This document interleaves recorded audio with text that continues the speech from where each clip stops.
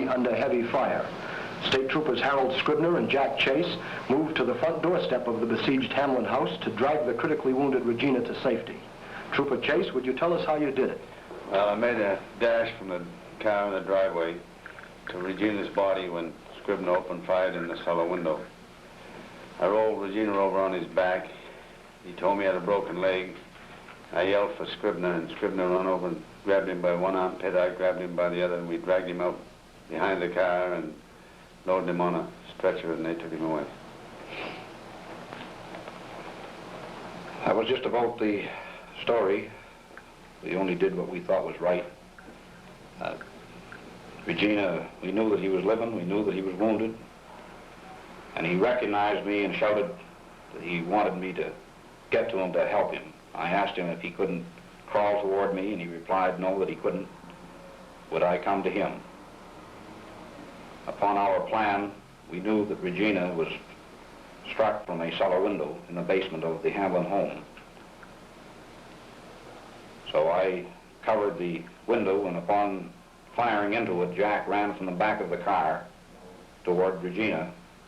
Then after firing, I ran around the steps of the Hamlin home and helped Jack drag him out behind a couple of cars. From there, he was placed on a stretcher and put into an ambulance. There were conflicting reports as to the length of time it took to reach Regina and Anwar. Could you clarify that point? Yes, sir. I'm glad that you brought that up. Chief Pierre Anwar died instantly.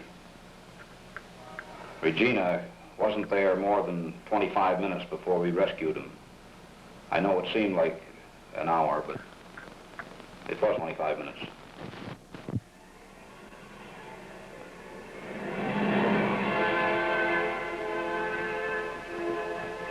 May 14th, 1959. Deadly gunfire in the little town of Limerick, Maine, as a bankrupt furniture dealer ran amok, killing his wife, a police chief, and wounding 2 state troopers. This is the dramatic gun battle, bullets hitting the dirt as a trooper runs for cover. The berserk man, using both a shotgun and a rifle, held police off for more than 5 hours despite clouds of tear gas. Wounded by police gunfire, he finally killed himself in his cellar. But before he committed suicide, this was some of the action. A state trooper lying wounded by the side doorstep. Under a cover of gunfire, police dragged the wounded man, Trooper Detective Steve Regina, to safety. The shooting started when the deranged man, 51-year-old Gordon Hamlin, shot his wife as she ran across the street to her mother's house. Hamlin wounded her fatally on the porch steps. Police reached the scene minutes later and were met with a hail of buckshot. Police Chief Pierre Anwar of Westbrook was killed outright by a shotgun blast fired by Hamlin from a front cellar window. Again, police covered their buddies with gunfire as they dragged the chief's body away.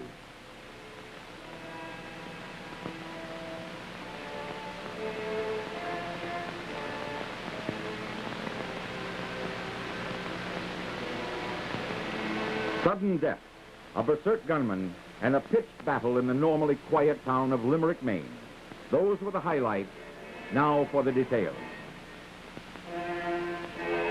Because the Westbrook Police Department was the nearest source for a riot gun or tear gas equipment, Westbrook Chief Pierre Anwar was called into the gunfight early.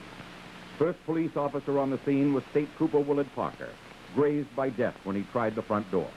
Victims of the berserk men were Anwar and Mrs. Gordon Hamlin, her body lying during the entire battle on the front porch of her mother's home across the street. The killer, Gordon Hamlin, described as a mild-mannered introvert who had brooded too long over a shattered business dream. A friendly, proud man, Hamlin met his end in the cellar from which he had held off squads of state, city, and village policemen. A 5-hour siege lifted only when Hamlin turned his own shotgun on himself. Thousands of gun shells and hundreds of tear gas pellets were shot and lobbed into the Hamlin home during the 5-hour siege, turning it into a pockmarked, splintered ruin.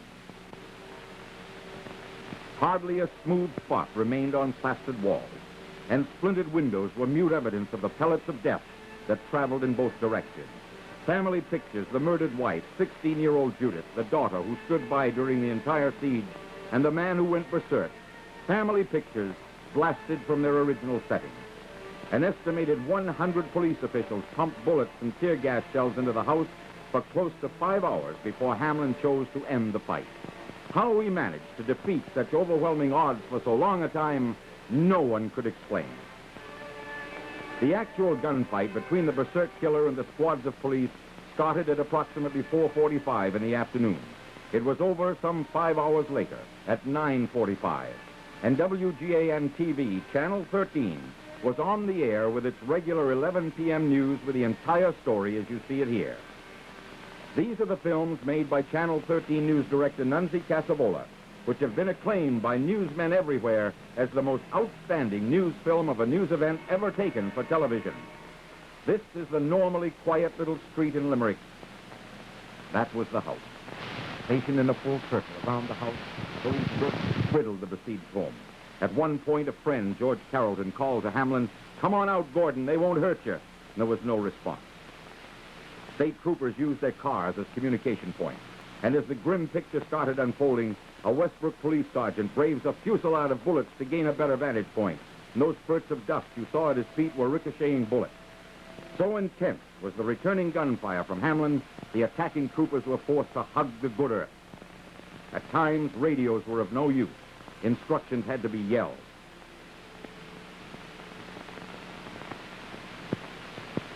"We sprayed the place with rifle fire," said one officer. "It was unbelievable that anyone could live through it." A bedridden girl across the street had to be removed to a place of safety.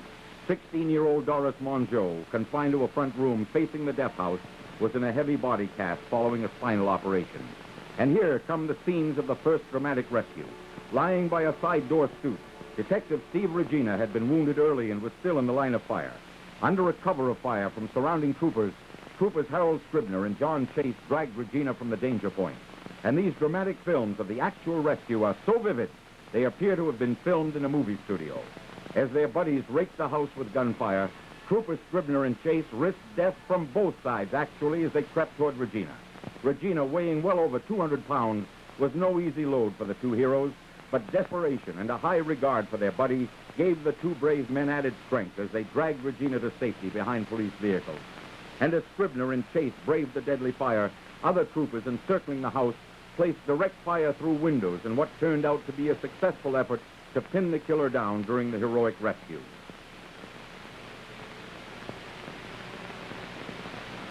Hundreds of spectators gathered around the corner less than 100 yards from the house, heedless of the danger of stray bullets.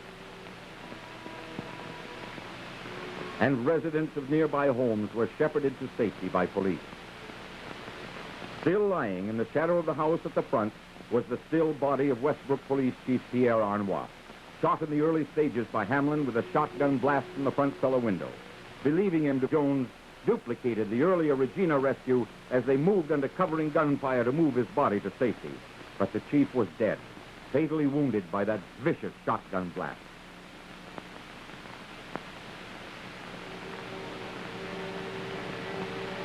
Sergeant Phil Hansen of the Westbrook Department said he was covering Arnois from across the street as the chief moved in close to lob a tear gas grenade into the house. Said Hansen, the chief was blown right backwards by the impact of the shot. And that's the story of the bloodiest gun battle in the history of Maine crime. A friendly, proud man, disturbed by business reversal, killed two persons, gunned down two others, and then shot himself to death after triggering off a 5-hour gun battle. Today, 3 months later, Trooper Regina still confined to the hospital with wounds received in the battle, but it's certain now that he will recover.